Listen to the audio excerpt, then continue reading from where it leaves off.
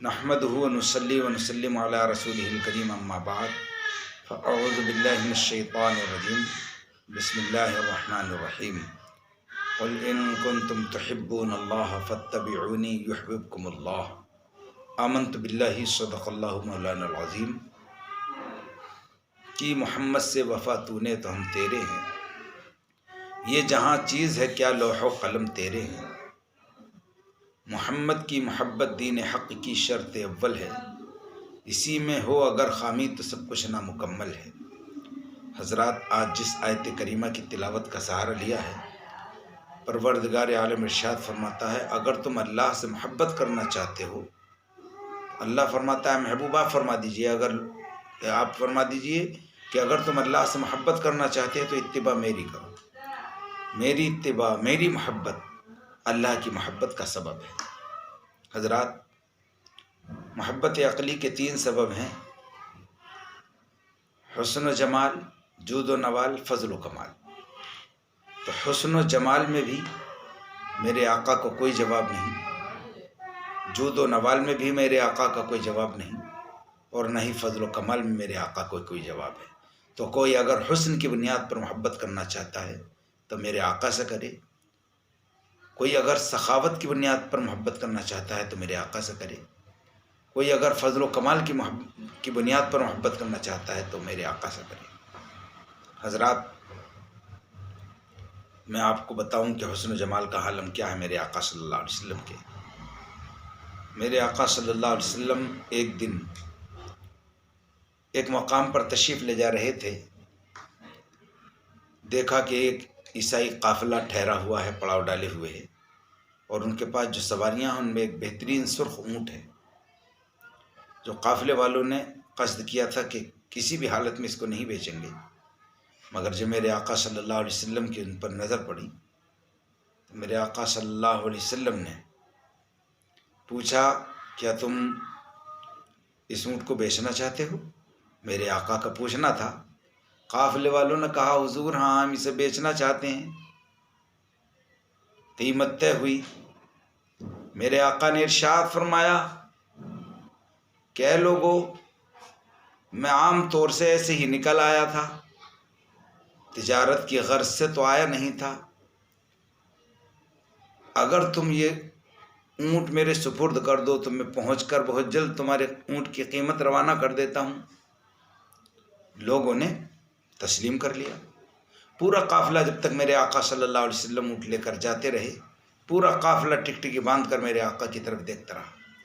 جب میرے آقا صلی اللہ علیہ وسلم نظروں سے اوجھل ہو گئے تو آپس میں قافلے والوں نے ایک دوسرے سے پوچھا ہے بھائی یہ بتاؤ، تم نے اتنا قیمتی اونٹ بغیر کسی ضمانت کے دے دیا، بغیر کسی گروی چیز کے رکھے دے دیا، بغیر کسی پہچان کے دے دیا، کیا تم میں سے اسے کوئی جانتا ہے؟ تم نے اس کا ایڈریس معلوم کیا؟ تو ایک نے جواب دیا ہم اس کا ایڈریس کیا معلوم کرتے، جب وہ بات کر رہا تھا تو پھول جھڑ رہے تھے۔ دوسرے نے کہا ہم اس کا پتہ کیا معلوم کرتے، جب وہ مسکراتا تھا تو اس کے تبسم کا عکس، دانتوں کا عکس پہاڑوں پر پڑتا تھا۔ اسی طرح ایک دوسرے سے مل کر الگ الگ انداز میں یہی جواب دیتے رہے۔ تھوڑی دیر کے بعد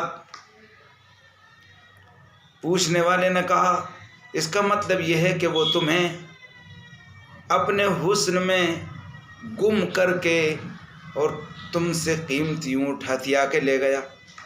اتنا کہنا تھا کہ پردے کی آڑ میں ایک عورت بیٹھی ہوئی تھی، اس نے خیمے سے پردہ اٹھایا اور اٹھانے کے بعد ان قافلے والوں سے کہا انا ضامنۃ بثمن جملکم انہ لا یغدر، اے لوگو اس کی ضمانت میں لیتی ہوں کہ اگر وہ قیمت نہیں بھیجے گا تو میں ادا کروں گی، میں ضمانت لیتی ہوں تمہارے اونٹ کی قیمت کی، وہ تمہیں دھوکہ نہیں دے سکتا۔ لوگوں نے کہا کیا تو اسے جانتی ہے؟ کیا تجھے اس کا ایڈریس معلوم ہے؟ کہا جانتی میں بھی نہیں ہوں، ایڈریس مجھے بھی نہیں معلوم، مگر جب وہ بات کرتا تھا تو پھول جھڑ رہے تھے اور اس کے چہرے سے اس کے چہرے سے ایسی بو آ رہی تھی، ایسا محسوس ہو رہا تھا ہرگز یہ کوئی جھوٹا نہیں ہے۔ خدا کی قسم ابھی یہ بات چل ہی رہی تھی کہ میرے نبی کا قاصد آ گیا اور قافلے والوں کو میرے آقا صلی اللہ علیہ وسلم کی جانب سے اونٹ کی قیمت ادا کی اور کچھ ہدیے اور تحائف بھی پیش کیے۔ پورے قافلے والوں نے کہا، اے انسان، تو یہ اونٹ کی قیمت ہمیں بعد میں ادا کرنا، پہلے اس کالی زلفوں والا کا ایڈریس ہمیں بتا دے، اس کا پتہ بتا دے کہ وہ ہے کہاں۔ اس نے ہمارے اونٹ ہی کو نہیں خریدا بلکہ اس نے ہمارے دل کو بھی خرید لیا، ہمارے دل اس کے گرویدہ ہو گئے۔ اللہ اکبر۔ نبی کا قاصد آگے آگے چلتا ہے، پورا قافلہ پیچھے پیچھے چلتا ہے۔ میرے آقا صلی اللہ علیہ وسلم کے دربار گوہر بار میں پورا قافلہ جا کر پیش ہو گیا اور کہا، اللہ کے پیارے نبی صلی اللہ علیہ وسلم، آپ نے اونٹ ہی نہیں خریدا، خدا کی قسم ہمارے دلوں کو بھی اپنا دیوانہ بنا لیا ہے۔ اللہ کے پیارے رسول صلی اللہ علیہ وسلم کلمہ پڑھائیے۔ میرے آقا صلی اللہ علیہ وسلم نے اس قافلے کو کلمہ پڑھایا، پورا قافلہ میرے نبی صلی اللہ علیہ وسلم کے دست اقدس پر ایمان لے آیا۔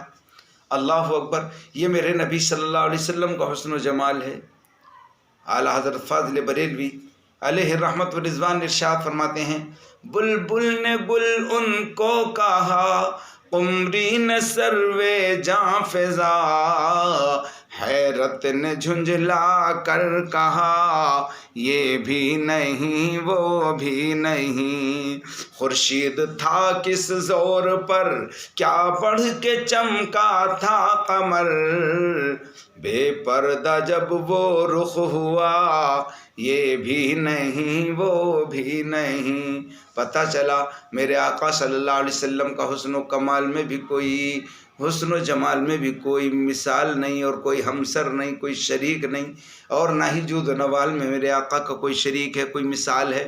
میرے آقا کی سخاوت بھی انمول ہے۔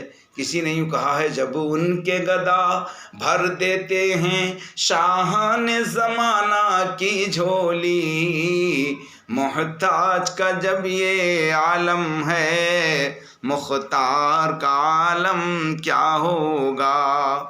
اور حضرات، فضل و کمال میں بھی میرے آقا کا کوئی جواب نہیں۔ میرے آقا بلندی پر گئے، کسی نے کہا میرے آقا براق کی بنیاد پر بلندی پر گئے، کسی نے کہا رف کی بنیاد پر بلندی پر گئے، کسی نے کہا جبرائیل کی بنیاد پر بلندی پر گئے، مگر خدا کی قسم شیخ سعدی علیہ رحمت و رضوان نے فیصلہ کر دیا ہے، لوگوں نہ بلندی پر مصطفیٰ جان رحمت صلی اللہ علیہ وسلم نہ حضرت جبرائیل کی بنیاد پر گئے ہیں، اور نہ ہی براق کی بنیاد پر گئے ہیں، اور نہ ہی رف کی بنیاد پر گئے ہیں، بلکہ ارشاد فرماتے ہیں شیخ سعدی علیہ رحمہ، بلغ العلا بکمالہ کشف الدجا بجمالہ، حسنت جمیع خصالہ صلو علیہ وآلہ۔ میرے آقا صلی اللہ علیہ وسلم بلندیوں پر گئے تو جبرائیل کی بنیاد پر نہیں، براق کی بنیاد پر نہیں،